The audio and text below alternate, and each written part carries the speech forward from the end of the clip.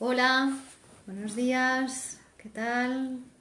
Bienvenidas y bienvenidos a la clase cuarta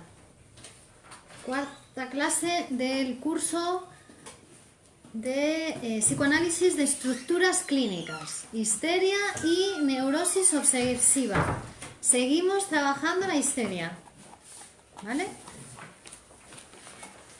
Entonces, mi nombre es Virginia Baldomino, soy psicoanalista de la Escuela de Psicoanálisis Grupo Cero y este es un curso organizado por la Escuela de Psicoanálisis Grupo Cero en Alcalá de Henares, Madrid, España.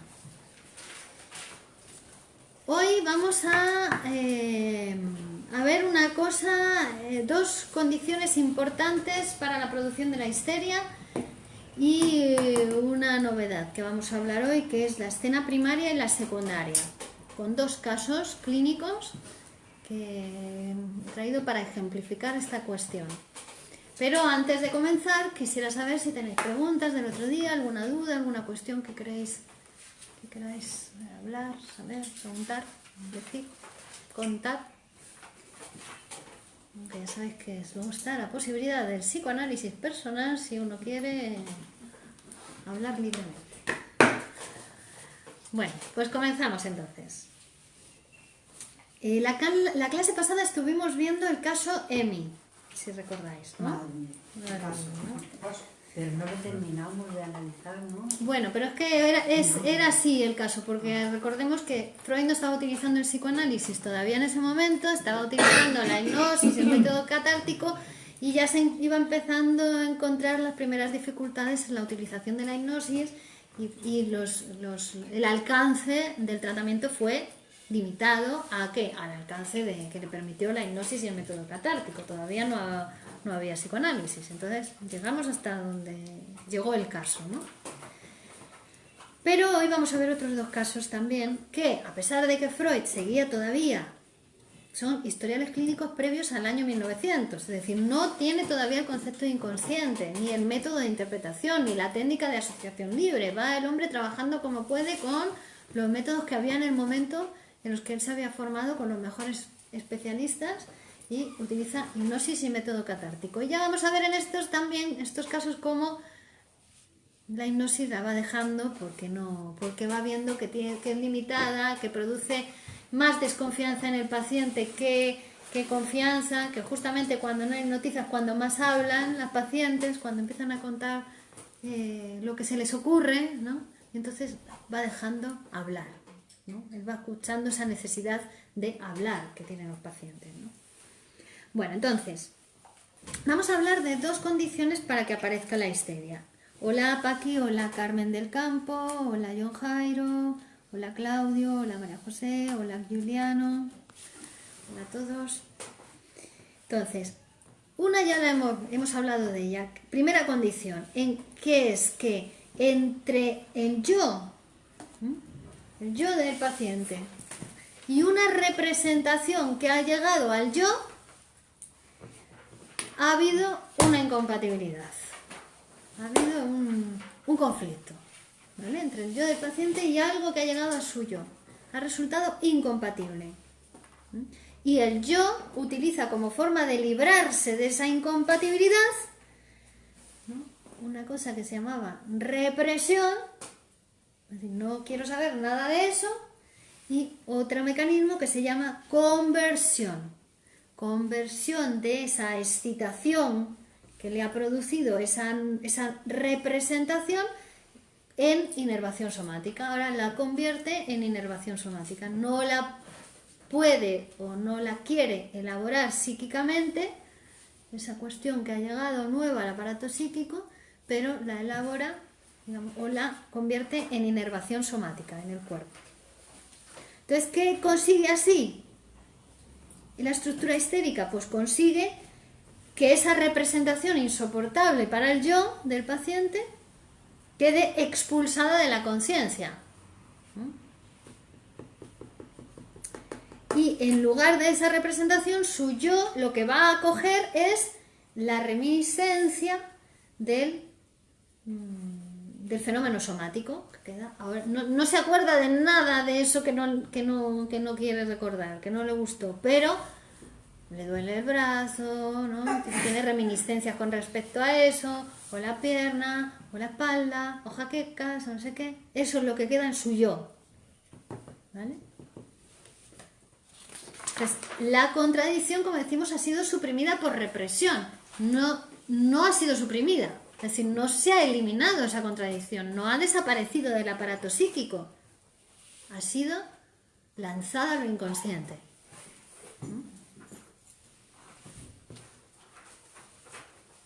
Y esto hace ¿qué es lo que hace? Pues que esa contradicción, eso que le ha producido el displacer, el malestar, ¿no? Quede inmodificable. No lo puede modificar.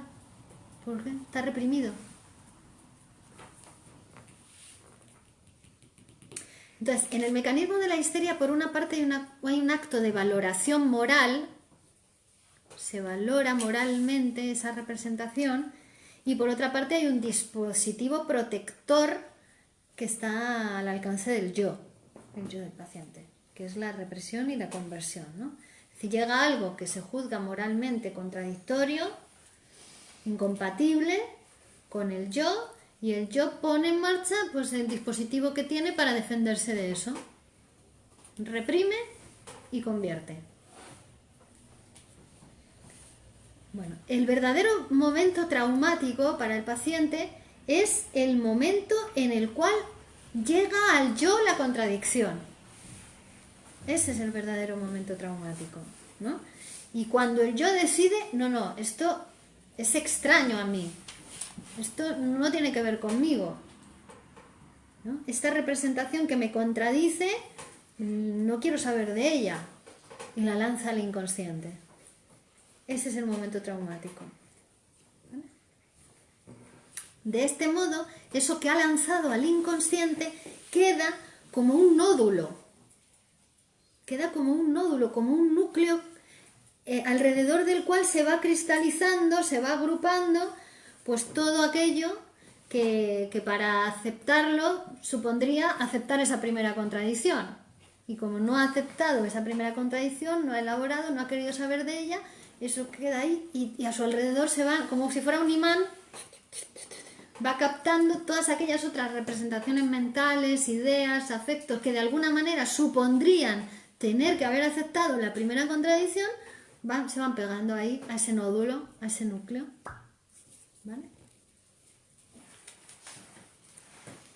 Por eso decimos que hay una disociación de la conciencia, de la histeria. Hay una disociación que, como vamos a ver en el caso de Lucy, que vamos a ver ahora, es voluntaria, es intencionada, o por lo menos ella la inició voluntariamente, en no querer saber de eso. Pero se produce generalmente algo justo contrario a lo que pretendía el paciente inicialmente. Él quería suprimir esa representación como si no hubiese existido nunca, pero lo que consigue es aislarla psíquicamente. La isla, y esa representación tiene la fuerza de ir atrapando, captando otras representaciones en relación con ella. Entonces tiene más fuerza todavía, aislada y separada. ¿Vale? ¿Ves? Pretendía expulsarla de su psiquismo y lo que ha conseguido es justo lo contrario. Vamos a ver el caso de Lucy. Lucy es una paciente de 30 años. Es derivada a la consulta de Freud por un médico a causa de una rinitis supurada crónica. Una rinitis en la nariz, pero además infectada con pus y además crónica. La cronicidad va a tener que ver con una caries del etmoides, de un hueso que hay, ¿no?, en la base del cráneo, y eso era lo que le producía la cronicidad de la rinitis. Pero se lo derivan, lo mandan a la consulta porque también han aparecido ciertos síntomas en la paciente que no tienen que ver directamente con la rinitis, ¿no? Como por ejemplo, había perdido el olfato, pero le perseguían 2 o 3 sensaciones subjetivas, ¿no? Como de olores. Ella olía 2 o 3 olores particulares muy característicos que le perseguían. Por otra parte, se sentía deprimida, fatigada, con pesadez de cabeza, había perdido el apetito y no se sentía capaz de realizar ninguna actividad. Lucy era la institutriz, trabajaba como institutriz en la casa del director de una fábrica. Entonces, el cuadro general, cuando llega a la consulta, tiene características de histeria. Y las sensaciones olfativas, estas que tenía ella de carácter subjetivo tan específicas, le hacen pensar a Freud que habían tenido un origen real ese olor, porque ella decía que olía a harina quemada. Esa sensación que le perseguía era un olor a harina quemada. Entonces Freud dice, debe ser que algo le aconteció en la realidad, ¿no?, para oler este olor. Entonces, él dice, debe ser que cuando aconteció el suceso traumático, había olor a harina quemada. Claro, ¿por qué en esta paciente se hace importante el tema de los olores? La cuestión nasal. Porque ya se apoya, esa preferencia del síntoma histérico, se va a apoyar realmente en una cuestión orgánica que ya tiene la paciente, ¿no? Tiene una afección, una caries en el hueso del etmoides, entonces es como, hay una preferencia, el síntoma orgánico se apoya en una zona que después vamos a llamar una zona erogenizada, una zona histerógena se llama, en el caso de la histeria, y es que el síntoma histérico se apoya en una zona que ya en esa paciente ya está afectada orgánicamente, ¿no? Ella entonces le va a dar mucha importancia a todo lo que tenga que ver con la nariz, le va a dar mucha importancia. Todo el análisis del caso se realiza en estado normal porque cuando intentó hipnotizarla, la paciente dijo no era sugestionable, ¿no? Recordamos que en este momento la hipnosis era como, se creía que era el método más potente, estamos hablando antes de 1900, ¿no? Se creía que era el método más potente para estas cuestiones psíquicas, pero ya Freud ya se estaba dando cuenta de que no, que tenía más límites que beneficios que le producía al paciente. Bien, entonces Freud, como temía, dice, bueno, pues si no aplicamos la hipnosis, a ver si no voy a poder acceder a los contenidos disociados de la conciencia. Entonces empieza a aplicar otro método que le había enseñado Bergheim, que era que cuando la paciente no podía recordar o no se le ocurría nada, le ponía una mano en la frente, le decía, ahora usted va a recordar. Y ahí empezaba a hablar, ¿no? Y ahí empezaba a recordar cosas que en el estado de hipnosis no se le presentaban, ni siquiera ni durante la vigilia, ella no sabía que sabía. Pero cuando él hacía ese gesto simplemente de ponerle la mano en la frente y decirle, ahora usted se va a acordar, ahí empezaba a hablar, ¿no? Y empezó usando ese método. Entonces aquí es cuando empieza a pensar que realmente los pacientes habían tenido conocimiento alguna vez de eso que ahora se buscaba, pero que lo habían olvidado, que lo habían rechazado, ¿no? Y también se empieza a dar cuenta de la importancia del olvido. Ya él estaba aquí estudiando los lapsus, los actos fallidos, después en 1901 va a publicar Psicopatología de la vida cotidiana. Bueno. Entonces, dice, debe ser que todas estas cuestiones que no se acuerda ahora es porque las había rechazado, porque lo consideraba inaprovechable o creyendo que se trataban de elementos extraños al tema que estamos tratando, ¿no? Que no tenían nada que ver con el tema. ¿Veis? Ya empieza a ir a forjar la asociación libre, que la asociación libre en psicoanálisis, de la técnica del psicoanálisis, y es la que le dice al paciente, usted diga todo lo que se le ocurra, aunque piense que no tiene que ver con el tema, aunque crea que no tiene relación, ¿no? Ya se está produciendo aquí la técnica, ¿no? Ya está naciendo de alguna manera, aunque no nace hasta 1900 con la interpretación de los sueños, pero se está cocinando, ¿no? Nunca mejor dicho por el caso este que vamos a ver. Bueno, entonces Freud le pregunta a Lucy si recuerda la primera vez que olió ese olor a harina quemada. Y Lucy responde, sí, fue hace 2 meses, 2 días antes de mi cumpleaños. Estaba con las niñas, de las que soy institutriz, en el cuarto y jugábamos a hacer una comidita en el hornillo. Cuando el cartero trajo una carta que deduje por la letra y el sello que era de mi madre. Las niñas me la arrebataron diciendo que seguramente era una felicitación de cumpleaños y que no me la iban a dar hasta el día de mi cumpleaños. Y empezaron a juguetear alrededor de ella con la carta, que no se la daban, tal. Entonces se difundió, dice, por el cuarto un olor a harina quemada que procedía de la cocinita en la que las niñas estaban jugando y se habían olvidado de ella, ¿no? Entonces se quemó lo que estaban haciendo.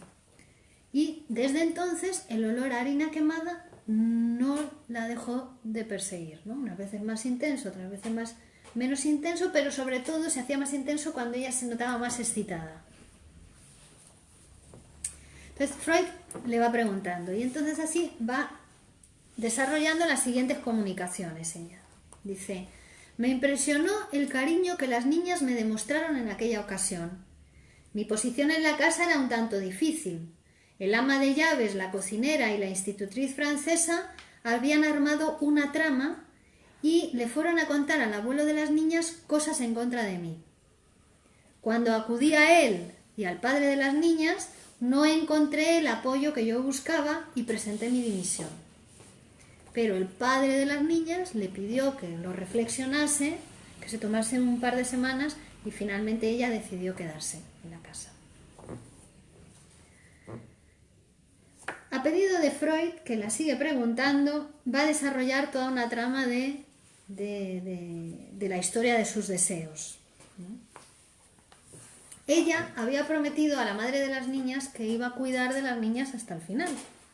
Pero cuando llega la carta de la madre, ¿no?, recuerda esta promesa y el conflicto va a venir de esos sentimientos encontrados de querer irse y querer quedarse en la casa, ¿no?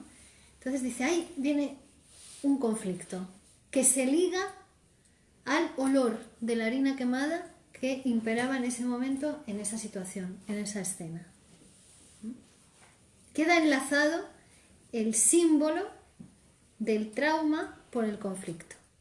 El olor a harina quemada queda enlazado con ese conflicto que ella sintió de querer irse y no querer irse a la vez, ¿no? La elección del olfato, ¿por qué elige el síntoma, ¿no?, el olor? ¿Por qué elige como el olfato, ¿no? Bueno, pues por eso que habíamos dicho de que ya era una zona en ella afectada por esa enfermedad crónica. Entonces, Freud sabía que había una condición para que se produjera la histeria. Es decir, ya sabía que para que se produjera la histeria, una representación intolerable había tenido que ser expulsada del yo. Expulsada, en este caso de Lucy, voluntariamente de la conciencia, reprimida y excluida de la elaboración asociativa. Como hemos dicho, hubo algo que no toleró, reprimió y sacó del ciclo de elaboraciones del aparato psíquico que está elaborando la información psíquicamente, ¿no? La aisló. Y entonces aquí Freud dice, es cuando empieza por primera vez a incluir lo que después va a ser la materialidad del inconsciente, la sexualidad. Lo incluye aquí. Y le dice, no creo que sea por el cariño de las niñas. Usted estaba enamorada del padre y teme que la descubran y se burlen. Le dice eso, ¿no?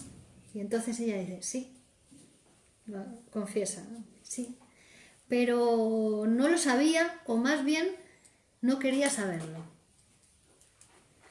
Lo bien dice que él la trataba y una conversación que mantuvieron sobre las niñas, donde él la miraba enternecido, dice, le hicieron caer, se enamoró de él, ¿no? Y produjeron en ella sentimientos amorosos que por otra parte rechazó. Rechazó porque ella era una mujer pobre y él era un hombre rico de otra clase, ¿no?, de una familia distinguida. Eso no iba a poder ser, ¿no? Entonces lo sintió, ese enternecimiento, esos sentimientos de amor, pero a la vez lo rechazó. Dice que fue la mirada lo que provocó su amor, esa mirada enternecida, ella resalta eso, ¿no? Y en el análisis dice que esa mirada le recordó a la mirada de la madre que había muerto cuando le pedía que cuidara de las hijas hasta el final. Bueno, esta aceptación de la paciente, ya aceptarse enamorada del padre de las niñas, ya produjo una mejoría leve en ella. No desaparecieron los síntomas del olor, pero algo mejoró. El olor a harina quemada volvía cada vez que ella se sentía excitada. Hay un empeoramiento en el tratamiento, le descubren la carie del etmoides, que todavía eso no se lo habían descubierto, interrumpe el tratamiento y después retoma el tratamiento. Entonces, cuando vuelve a ver a Freud, ya se había reconciliado con las otras personas de la casa, con el ama de llaves, con la otra institutriz, y había desaparecido el olor a harina quemada. Pero ahora ese olor, ese síntoma, había sido sustituido por otro síntoma, que era olor a humo de tabaco. ¿No? Que realmente, dice Freud, que existía, este síntoma ya existía antes del olor a harina quemada, pero estaba oculto, oculto detrás del olor a harina quemada. ¿Vale? Entonces, al desaparecer el olor a harina quemada, se muestra el otro síntoma, el olor a humo de tabaco. No te veo. Vale. Entonces aquí, cuando aparece el otro síntoma, da un giro en las asociaciones también la paciente, en lo que va contando del caso. Y ahora dice que sobre el humo del tabaco, que fumaban los señores cuando venían a visitar a la casa, y se acuerda de dos acontecimientos que van a tener que ver con la pérdida del amor del hombre del cual estaba enamorada. ¿No? El primero de ellos es una primera escena que ella recuerda cuando está narrando la primera, ¿no? Lo recuerda lo primero, que es que el contable, el jefe de contabilidad, besó a las niñas en la boca cuando había venido a la casa y que el padre de las niñas le respondió con violencia: usted no bese a las niñas, ¿no? Le recriminó. Esa es la primera escena que ella recuerda. Y después recuerda una segunda escena en su recuerdo, pero que realmente había acontecido antes, ¿no? en el tiempo cronológico. Y esta segunda escena era la que verdaderamente estaba reprimida, tapada con la otra escena, y la que constituyó verdaderamente el trauma eficaz, ¿no? que le prestó a la otra escena con el jefe de contabilidad su fuerza traumática, pero fue como se lo prestó, porque el trauma realmente procedía de esta escena, que es la siguiente.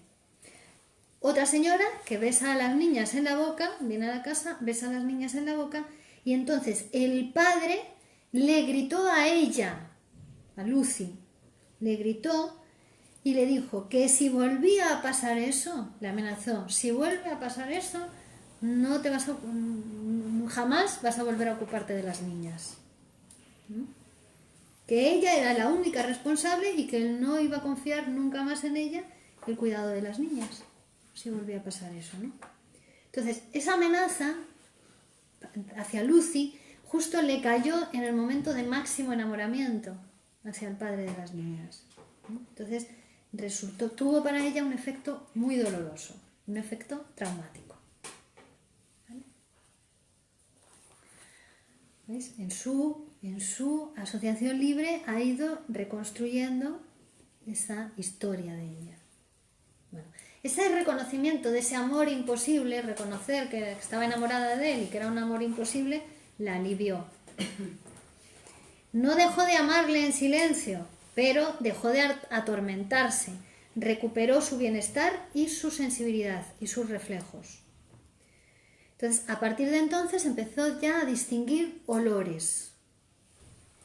Todavía no del todo, porque tenía su afección nasal también, la afección orgánica, que no le permitía distinguir todos los olores, pero ya empezó a distinguirlo. El tratamiento duró 9 meses y cuando se encontró con ella de nuevo, le dijo que nunca jamás había vuelto a experimentar los síntomas. ¿De qué viene el olor a humo y harina quemada? Bien, eran dos síntomas. El olor a harina quemada se había quedado ligado a esa situación en la que ella sintió la contradicción. Ella ya se quería ir de la casa, pero recibe la carta de la madre y eso le recuerda que había prometido a la madre de las niñas, que además era una pariente lejana de ella, que iba a cuidar de ellas hasta el final. Entonces, ahí esa primera contradicción, ¿no?, queda ligada y fijada al olor a harina quemada. Pero realmente el olor a harina quemada era un síntoma que tapaba otro síntoma. ¿Cuál era el otro síntoma? El olor a humo. ¿Y ese sí existió? Claro, que los dos olores existieron, ¿no? Pero estaban asociados, tenían historia, ¿no?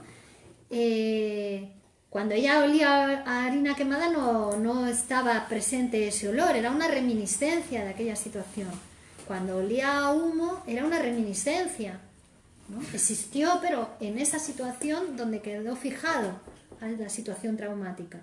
Sí, el olor a humo lo comprendo porque se trataba del padre de las niñas y posiblemente fuera fumador, ¿verdad? Y el olor a humo ya lo relaciona con cuando venían las visitas a la casa, los señores, y fumaban en la casa. Y entonces ahí es justo cuando ese síntoma queda descubierto, el olor a humo, porque ya se elimina, digamos, se disuelve el otro síntoma, el olor a harina quemada, queda descubierto el olor a humo, que dice Freud, ya estaba, pero estaba oculto por el otro síntoma, ¿no?, por el otro olor. Entonces queda descubierto el síntoma del olor a humo y ella ya ahí puede asociar, lo puede ligar a dos recuerdos. Uno, que es el recuerdo de que ella es el primero que le viene a la cabeza. El primer recuerdo es el de un hombre que besa a la niña en la boca y el padre le grita al hombre y le dice, no haga usted eso. Pero claro, inmediatamente después de recordar esto, trae el otro recuerdo, que realmente en la vida real, en el tiempo real, había sido una escena anterior a la del hombre, ¿no? Y que es cuando otra señora le besó a las niñas en la boca y el padre le amenazó a ella, la riñó muchísimo y le dijo que si volvía a pasar eso, que ella no se ocupaba más de las niñas, ¿no? Entonces ella ahí, justo que era el momento de máximo enamoramiento de él, eso lo sintió como algo muy doloroso.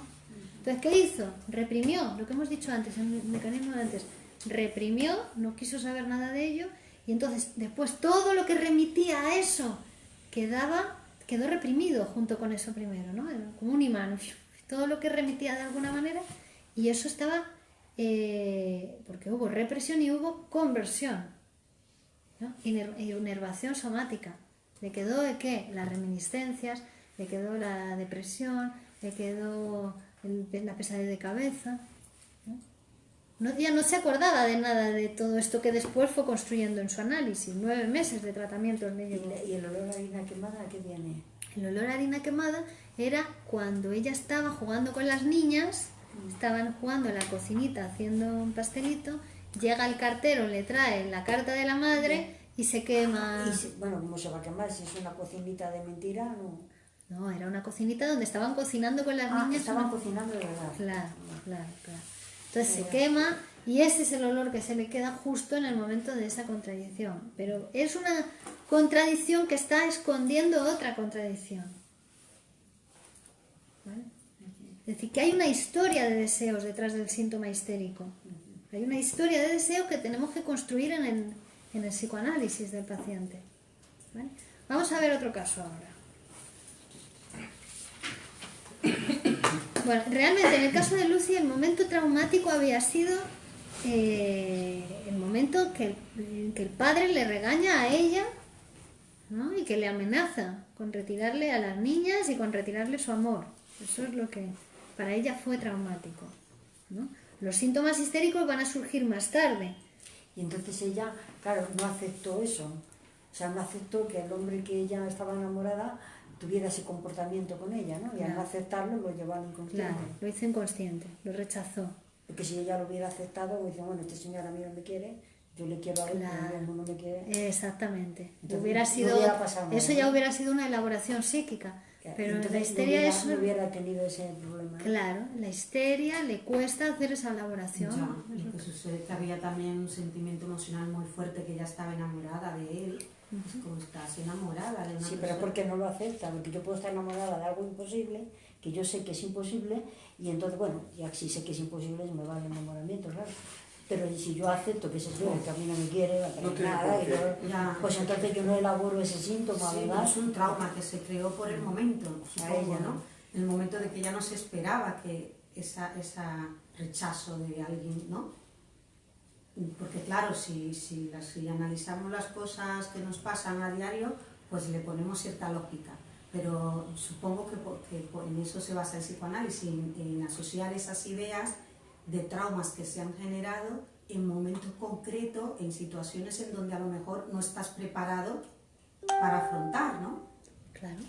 O también puede ser que lo tuviera idealizado y ella no aceptara ese comportamiento de él tan tajante, también pudiera ser. Sí. Aunque sabe que es, aunque sepa que va a ser imposible, no le cree capaz de esa actitud, también podría ser, ¿no? Pero la histeria es un deseo sexual reprimido, ¿no? Porque siempre hay un trasfondo de represión sexual. Siempre es una cuestión sexual. Siempre es, aquí es cuando Freud ya empieza a ver el tema que hay una cuestión sexual. Que esta paciente seguramente quería ocultar que ella sentía deseo hacia el padre de las niñas. Claro, eso es Y la por cosa. eso le aparece lo de la nariz, lo de los jorones. Claro, el síntoma ya es una manifestación, una expresión, acordaros, del deseo inconsciente. La mejor manera que encontró la paciente para resolver su conflicto. Es un intento de solución el síntoma. Que ella no sabía que estaba enamorada de él. Ella no, prefirió no saber. Primero. Ella lo dice, lo primero que dice es, yo no sabía o no quería saber. Ella prefirió no saber. Exacto, no Resolvió saber. así, resolvió reprimiendo y convirtiendo ese afecto, en inervación somática.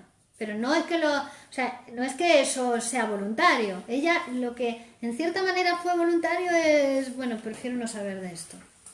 En el caso de Lucy hubo una cierta voluntad en no querer saber. Luego todos los mecanismos que dan lugar al fenómeno histérico, al síntoma, son inconscientes. El mecanismo de represión y la conversión es algo inconsciente, no es que tú puedas decir, yo voy a hacer un síntoma, ¿no? Pero sí que hubo en ella una cosa voluntaria de... No. Prefiero de esto no saber nada, ¿no? En el caso de Lucy. Ahora vamos a ver que en el caso de Catalina no fue tanto una cosa voluntaria, sino que no estaba preparada, como bien ha dicho Néstor, para poder elaborar esa cuestión, porque era jovencita y todavía no estaba preparada para elaborar la cuestión sexual, que vamos a ver ahora en Catalina, ¿no? Estamos hablando, no nos olvidemos, de la estructura histérica. Esto no pasa en todas las estructuras, pasa en la histeria, así. ¿Vale?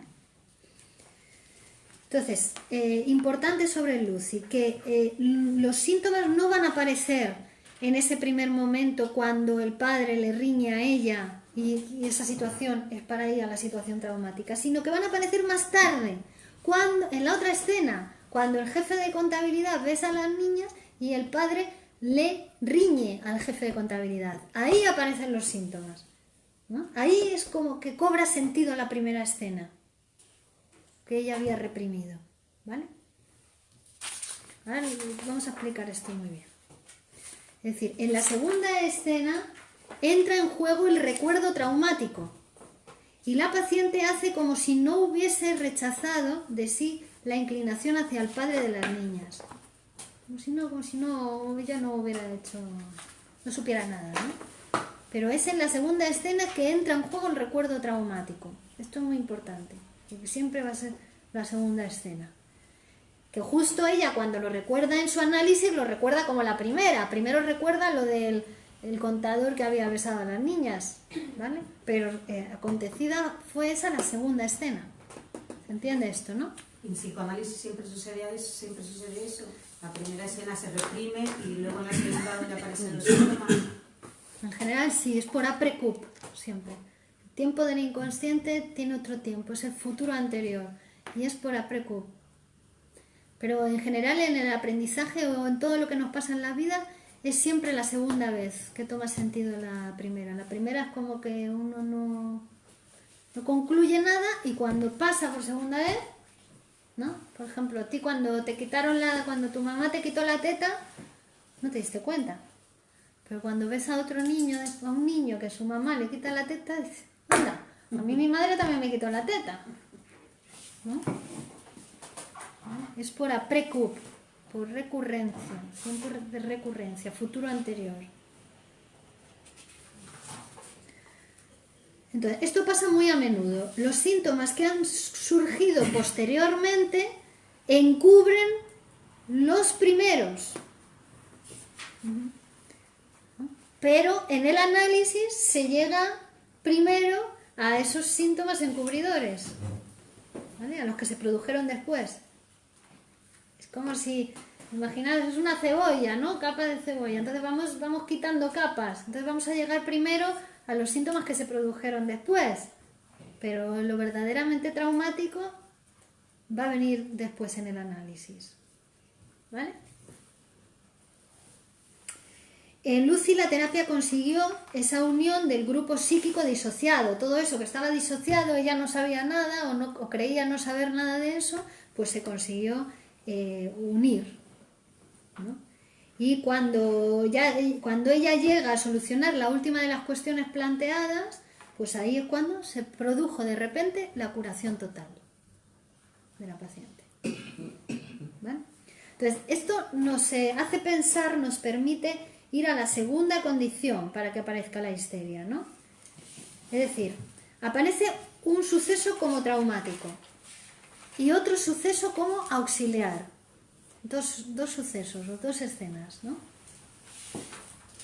Los síntomas histéricos surgieron más tarde, no con la primera escena, sino con la segunda escena. En esos momentos que podemos llamar de auxiliares. Auxiliares para el momento traumático. Y se caracterizan estos momentos auxiliares porque en ellos coinciden, confluyen temporalmente los dos grupos psíquicos separados. Eso que había quedado disociado, ¿no? Esa amenaza que sintió por parte del padre, del que ya estaba enamorado, ahora en la segunda escena, cuando el padre regaña al jefe de contabilidad porque ha besado a las niñas, vuelven a confluir ese grupo psíquico que había quedado aislado, de alguna manera, ¡pam!, le toca eso, ¿no? Estaba ahí. Pero como estaba reprimido, ¿qué hace? Hace el síntoma. Vuelve a elegir la misma manera de resolver, reprimir y convertir. La primera vez reprimió, la segunda vez vuelve a reprimir. No toca el recuerdo de la primera vez como para elaborar. No, si la primera vez había reprimido, vuelve a utilizar el mismo mecanismo, represión. Y ahí es cuando se produce la conversión, aparecen los síntomas, ¿no? O sea que la primera vez fue cuando unas señoras besan a la niña en la boca. Y ahí fue cuando la regañan. La regañan a ella. Y se vuelve a producir lo mismo con un señor. Y en este caso el papá, en vez de ya despedir a la señorita, lo que hace es regañar al señor. Pero a ella eso, claro, de alguna manera... ¿Cómo se siente celo? No, de alguna manera le llevó inconscientemente a aquella otra situación que había sido tan dolorosa para ella, pero que estaba reprimida. Ella no se... es inconsciente. No, claro, que diría, bueno, ahora ya sí que me despiden, vamos, ya es la segunda vez. Claro, pero la cuestión es que como eso vuelve de nuevo a tocar el núcleo de lo reprimido, ella también reprime eso. Eso pasa a formar parte, ahora, decíamos, lo que está primariamente reprimido es como un imán, atrae ahora a esto otro, que también se lanza a la represión, al olvido. Pero en sustitución de eso, ¿qué queda? El síntoma. ¿Veis? Es así que trabaja el inconsciente, es así, por la producción inconsciente, ¿no? Bueno, entonces... Vale. Vamos a pasar al caso de Catalina para ver otro ejemplo.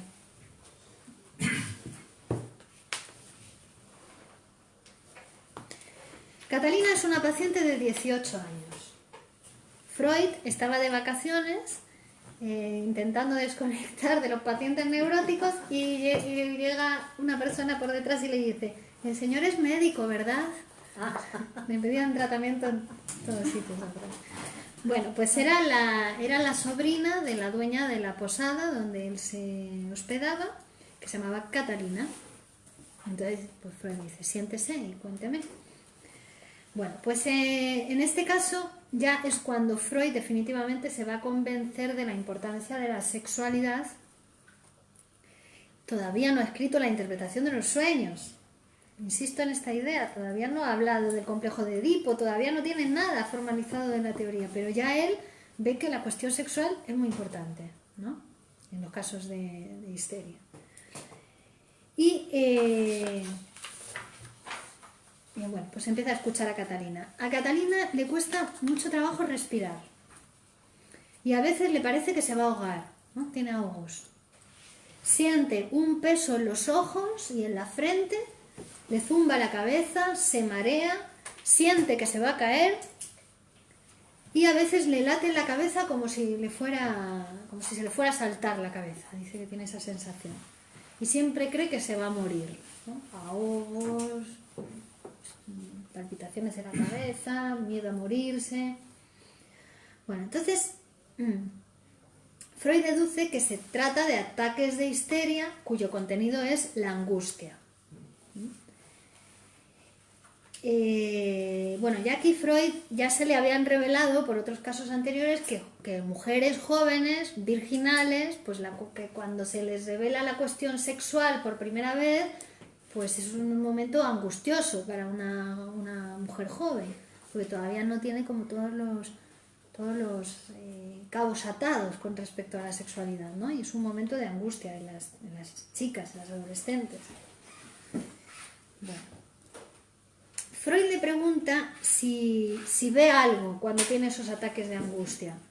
Y ella dice que sí, que ve una cara horrorosa, que la mira a los ojos, pero que no sabe de quién es esta cara. Pero cada vez que tiene un ataque de angustia ve una cara que la horroriza. Bueno, entonces Freud, como ya sabe esta cuestión de la sexualidad, porque ya lo he visto en otros pacientes, bueno, arriesga y le dice, porque ella no sabía de dónde provenía nada de lo que le pasaba, todo inconsciente. Entonces dice, pues debió de pasar hace un par de años algo que usted vio o escuchó y le avergonzó mucho y que preferiría no haber visto. Freud dice, aquí fue un poco adivinatorio porque le dije y... Bueno, entonces Catalina dice que sí y le habla de una escena. ¿Ves? Como en el caso de Lucy, esta escena va a ser encubridora, va a encubrir otra escena, ¿no? Pero es la primera que cuenta Catalina. Si lo pensamos en el tiempo del reloj, es la segunda que aconteció, pero en el tiempo del psicoanálisis es la primera que ella cuenta. Entonces dice que es una escena en la que el protagonista es su tío y su prima Francisca. Son los dos protagonistas. Dice que en la posada se le requería a Francisca para realizar una serie de actividades y no la encontraban por ningún sitio. Entonces ella iba con su primito y dice, mira, vamos a mirar por aquí, por una ventanita que había que daba a una habitación. Miran por el agujerito, mira a ella, el primo no miró, mira a ella, y entonces ve a su prima Francisca tumbada y a su tío encima de Francisca. Ella se aparta enseguida de la ventana, se tira para atrás, se apoya contra la pared y dice que ahí es donde por primera vez sintió el ahogo. ¿Vale? Ahogo que después va a seguir padeciendo hasta la actualidad. Dice que se le cerraron los ojos y empezó a rompérsele la cabeza. La cabeza la empezó a sentir como si se le fuera a romper. Ella no comprendía nada de lo que estaba pasando en la escena, ¿no? Por su corta edad y por su falta de información acerca de lo sexual, ella no comprendió nada. Pero se llevó un susto tan grande que lo olvidó todo. Freud llega a decir que un afecto por sí mismo, un afecto, puede producir un estado hipnoide. ¿Esto qué quiere decir? Pues que los productos psíquicos quedan excluidos de toda posibilidad de asociación con la conciencia del yo. Debido a un fuerte afecto, un impacto afectivo, puede producir esa especie de estado casi parecido a la hipnosis, ¿no? Que lo que caiga, las representaciones psíquicas que caen bajo ese afecto no se pueden ligar o asociar con otras representaciones de la conciencia. Entonces, ahora lo que va a intentar va a ser ligar ese afecto de la visión horrorosa que tiene de la cara, esa que se le aparece cuando siente los ataques, pues con el estado correspondiente. A ver, aquí John Jairo pregunta. Sobre Lucy. El olor a harina quemada era un recuerdo encubridor que escondía el olor al tabaco asociado al verdadero momento del trauma. La caída del ideal del hombre que había idealizado y el pensamiento de cómo iba a tratarme a mí si así había sido con la visita y el sentimiento de fallarle al mandato de la madre de las niñas antes de morir. Sí, muy bien. Buen día, Alicia. Alicia nos saluda desde Uruguay. ¿Qué tal, Alicia? Bueno, entonces, Freud le pregunta que qué se le ocurre sobre la cara esa horrorosa que se le aparece cuando tiene el ataque. Y ella continúa su relato y dice que su tío y... Bueno, al principio dice que no se le ocurre nada. No se le ocurre nada. Pero después continúa hablando del tío y de Francisca, ¿no? Y dice de otras escenas donde ella había sospechado algo. Una, que estaban toda la familia durmiendo en un granero y hubo un ruido, ella se despertó y vio que su tío se separaba así violentamente de Francisca. Otra,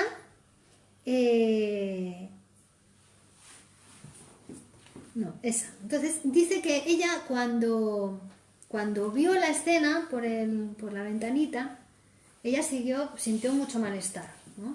Sintió ese dolor de cabeza, esas cuestiones, y además, pero no dejó de trabajar, ella siguió realizando su trabajo.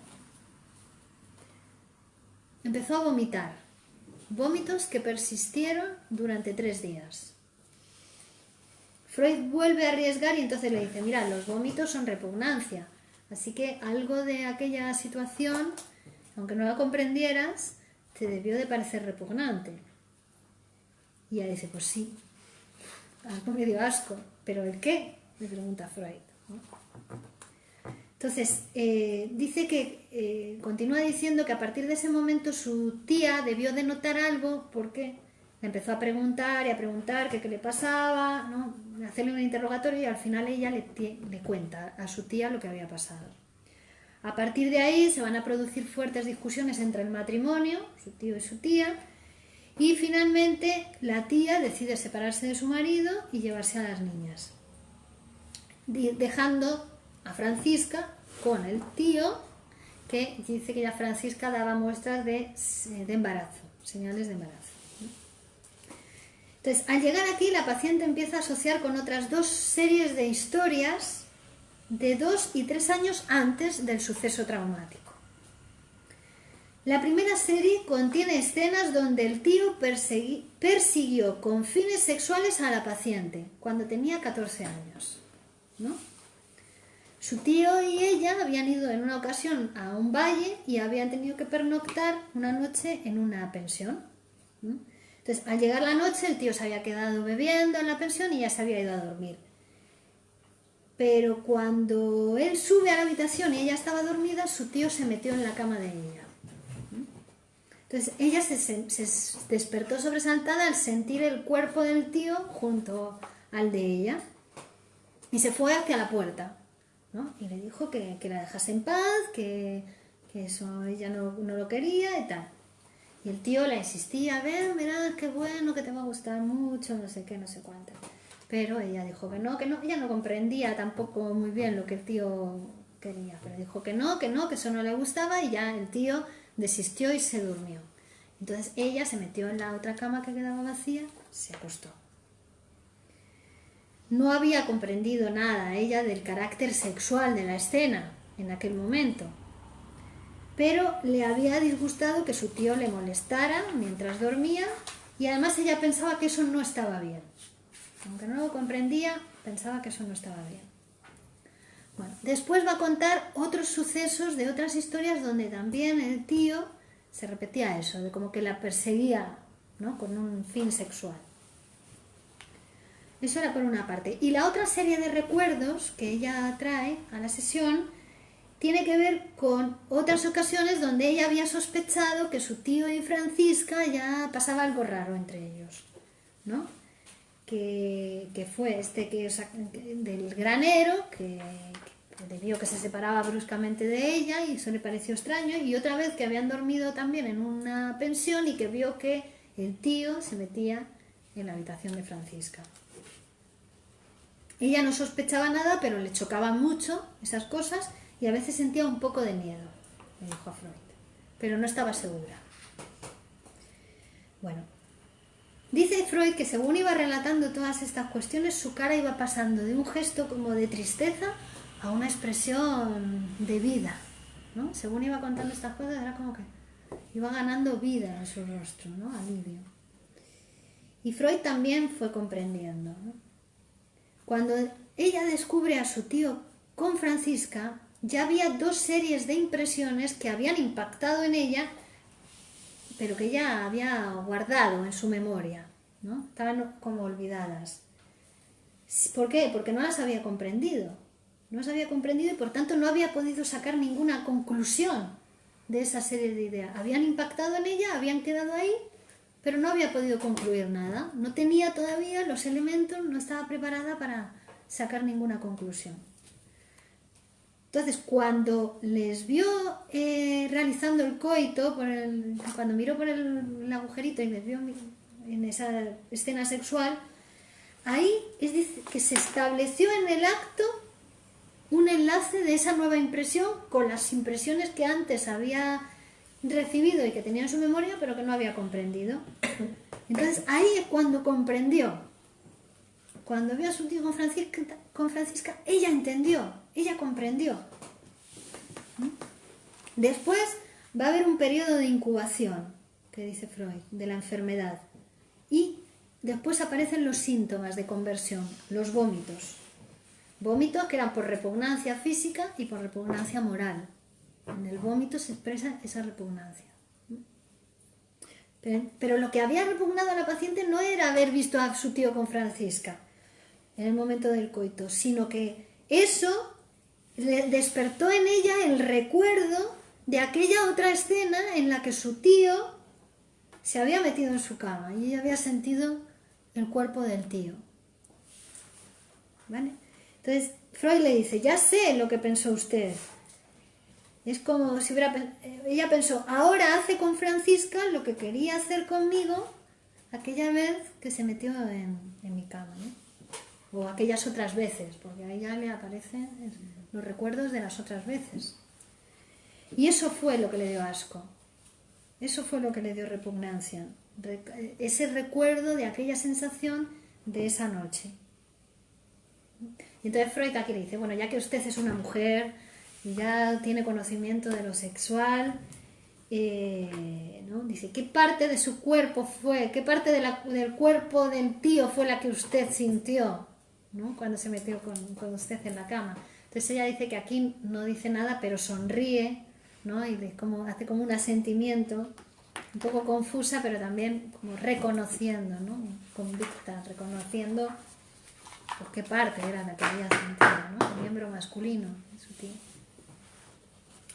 Y con respecto a la alucinación, aquí en este momento ya del análisis, ella dice, ya lo sé, ya sé cuál es la cara que veo, es la cara de mi tío. Pero no la cara de mi tío en estos sucesos que le acabo de relatar, sino la cara de mi tío después, que cuando mi tía se separó de él, me agarró un odio tremendo y cada vez que me veía, ¿no? me maltrataba, me perseguía maltratando, me decía que yo era la culpa del divorcio, de que su mujer se hubiera divorciado de él. Y entonces que dice que la cara que veía era esa cara de cólera contraída de su tío en estas otras situaciones, ¿no? Y que era cuando sentía el ahogo, veía la cara de él, ¿no? Claro. Entonces veis aquí también, ¿no? Como la segunda escena va a tener ese efecto de aprecub, de recurrencia, que le da sentido a la primera escena. Bueno, los vómitos, dice Freud, realmente Freud aquí se da cuenta, los vómitos desaparecieron pronto, pero el ataque de angustia, es decir, es el vómito que expresaba la repugnancia, el asco moral y físico, ese duraron 3 días, pero quedó en ella el ahogo. ¿Veis? El ahogo y la cara, y la visión de la cara, que venían de alguna manera también a ocultar esa repugnancia, el primer síntoma, el de la repugnancia moral. La repugnancia es porque le daba asco, pero ¿y el ahogo?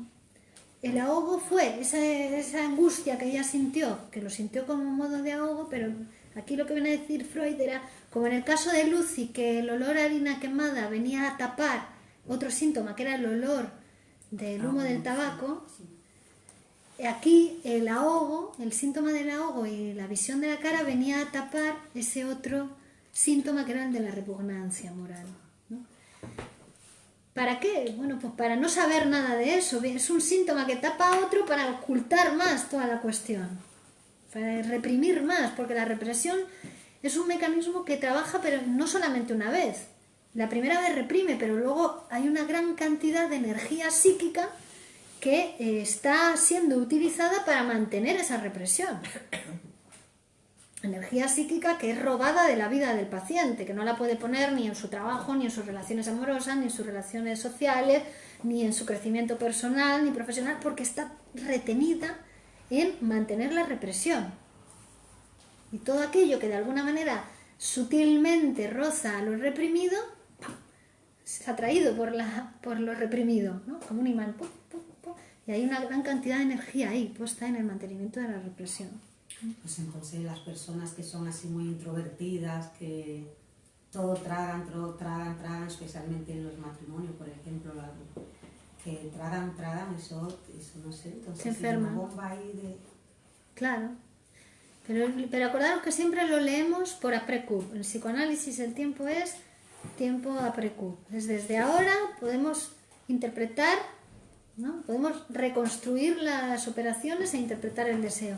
Es decir, ya cuando llega la persona enferma, ¿no? Se tumba en el diván, ahí vamos a poder reconstruir qué es lo que pasó. No predecir, es decir, no a todo el mundo que se calla, se va a enfermar. Pero seguramente que el paciente que llegue al análisis, cuando comience su análisis, vamos a ver cómo reprimió. ¿Vale? Bien. A la histeria de Catalina, Freud lo llama histeria derivada por reacción. Es un tipo de histeria derivada por reacción. Bueno, en el caso de Catalina, la causa del aislamiento de esa representación no fue una cosa voluntaria, como en el caso de Lucy, ¿no? Que en algún momento se dio cuenta de su enamoramiento, pero decidió reprimir eso, no quería saber. En el caso de Catalina no fue por voluntad, sino porque no estaba preparada psíquicamente para elaborar la cuestión sexual. No comprendió lo que era eso, no tenía información, ¿vale? Por ignorancia. Eso le impidió elaborar pues toda esa cuestión de esas experiencias sexuales, ¿no? En este y otros casos, impresiones de la época presexual, queremos decir antes de la sexualidad adulta, antes de la sexualidad genital, ¿no? Cuando es sexualidad infantil, pues esas impresiones en la época presexual pueden tener un efecto nulo sobre la niña. Es decir, como no comprende, quedan ahí, pero no, sin sacar conclusión sobre eso. Pero más tarde, otras experiencias, otros recuerdos, son las que adquieren el poder traumático, ¿no? Dan el poder traumático cuando ya es adolescente o mujer y llega a la comprensión de la vida sexual. Es decir, pueden haberse enfermado ahí y luego, cuando comprende, es cuando se enferma, ¿vale? Aunque la causa traumática, siempre decimos en la histeria, tiene que ver con deseo sexual infantil, tiene que ver con la sexualidad infantil, ¿vale? Aunque se manifieste la enfermedad después, es decir, puede haber un periodo de incubación, que decíamos, ¿no? En el caso de Catalina, la escena auxiliar también puede considerarse escena traumática porque también actuó, en la escena con la prima también tuvo efecto traumático, ¿no? Le produjo también ahogo, aunque sea auxiliar para la primera escena, pero también tuvo un efecto traumático en sí mismo.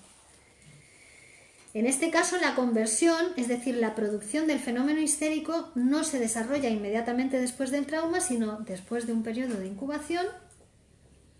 Y Catalina tenía ataques de angustia de orden histérico.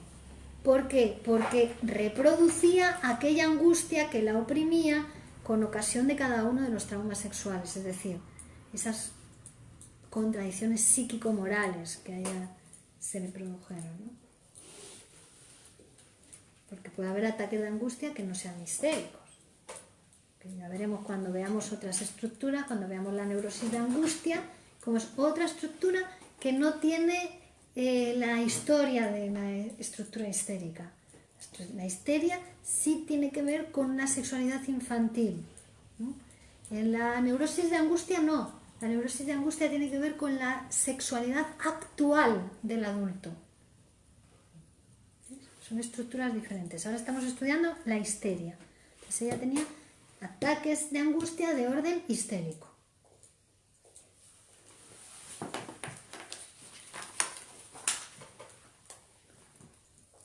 John Jairo Silva dice: ¿es común esa elaboración del trauma en dos partes que se ve en el caso de Catalina? Sí. Pero no hay elaboración. Esto es importante. Realmente no hubo elaboración, hubo represión y conversión. La elaboración ya es otra cosa. La elaboración es poder hablar, es lo que se hace en el análisis, ¿no? Se habla de ello, se elabora, se hace otra cosa con eso.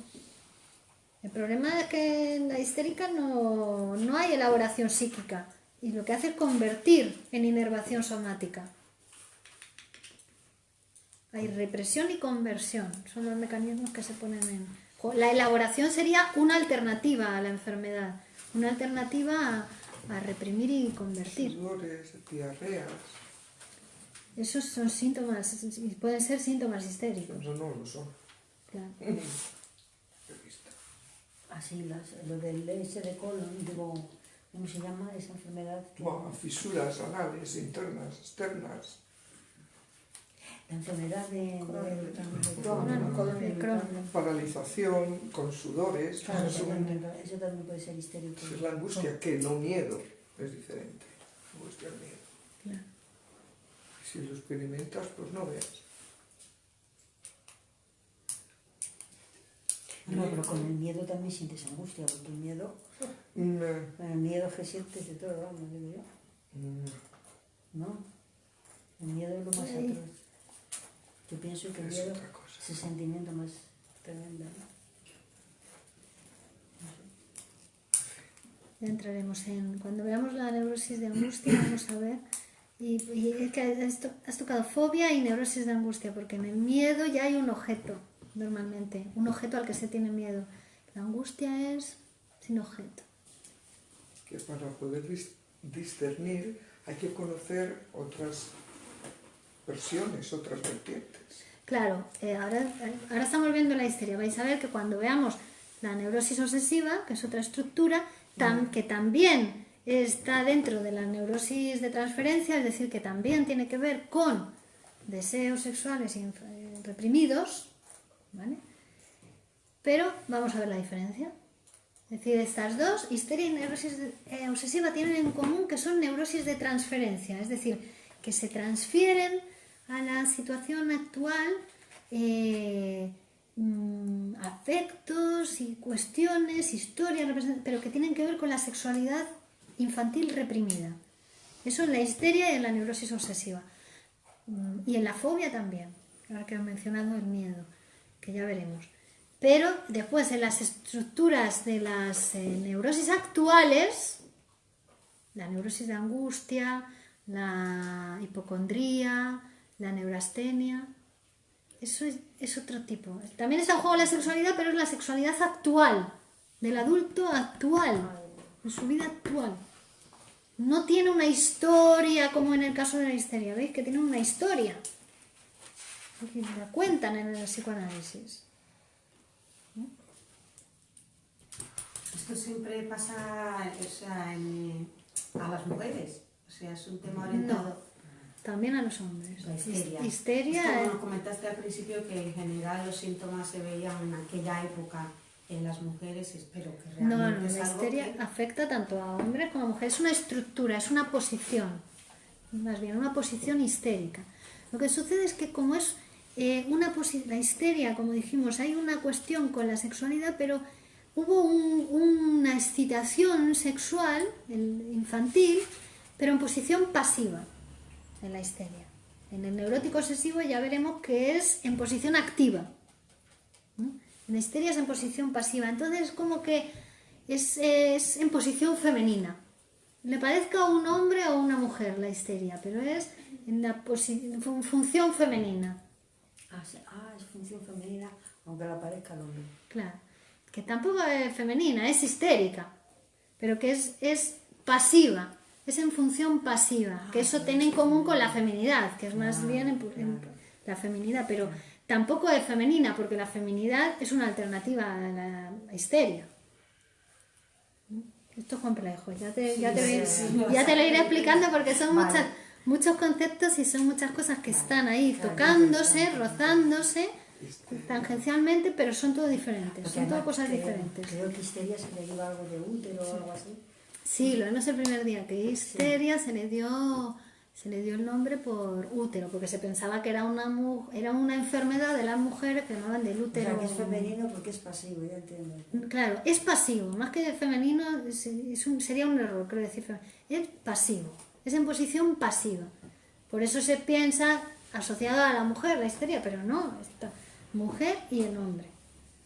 Además había aparatos antiguamente para estimular a la mujer y tal, ¿no? Como Para hacerle masajes vaginales. ¿Ah, sí?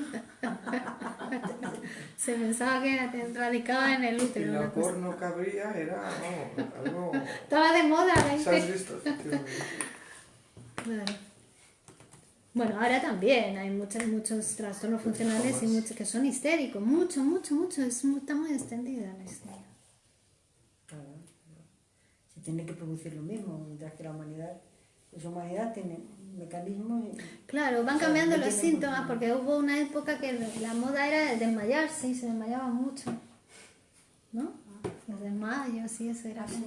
Sí, ahora está mal visto, ¿no? Desmayarse. Aunque todavía te cuentas algún desmayo, pero ya no está. Está débil, es una lipotimia. Bueno, no tiene nada que ver. Las lipotimias. Bueno, se vio la estructura, ¿no? Con los ejemplos de hoy, se vio cómo es, el mecanismo, cómo lo pone en marcha. Bueno, la clase que viene vamos a seguir con la histeria. Y la siguiente ya vamos a hacer un puente entre la histeria y la neurosis obsesiva. Y después ya pasamos a la neurosis obsesiva o TOC, que ahora se conoce, ya está, ¿no? Está muy de moda. Estamos en un momento de neurosis obsesiva en la civilización. Sí. Entonces, TOC, trastorno obsesivo compulsivo, el amor. Fóbicas obsesivas, obsesiva compulsiva y depresiones neuróticas. Sí, a veces Claro. pues haces lo típico, ¿no? El típico croquis o hipnosis para, Claro, porque para la memoria visual, fotografía, ¿no? ok, Vamos fotográfica a ver es... lo de... Ay, perdona. Nada, en absoluto. Sí, un impulso. Sí, vamos a ver la neurosis de angustia y... Claro. Sí, en este curso vamos a ver histeria y neurosis obsesiva, porque como veis lo estamos desplegando bien para que se pueda entender bien. Después de este curso, cuando terminemos, organizo otro para seguir con las estructuras. Qué bien. Vamos a ver todas. Qué bien. Entonces, Veronique preguntó, ¿la epilepsia también puede ser una conversión? Sí. Por supuesto. O sea, las epilepsias pueden ser histéricas.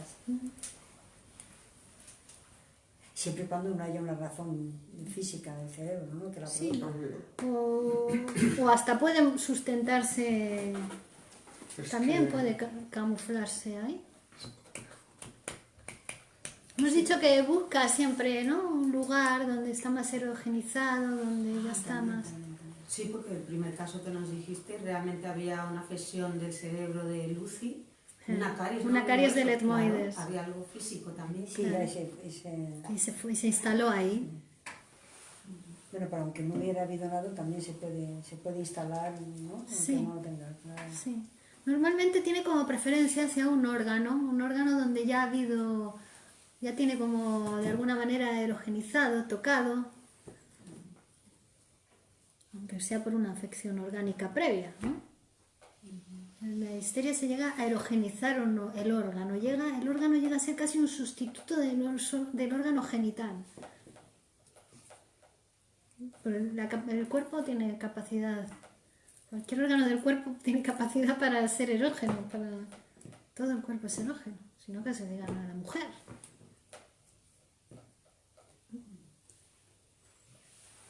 Bueno, bravo, gracias Virginia Valdomino, dice por aquí Patri. Bueno, gracias a todos, continuamos el próximo martes. ¿El listado estaba por ahí? Muy bien.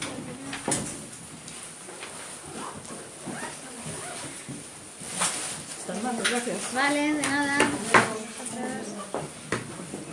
Chao. Chao, chao.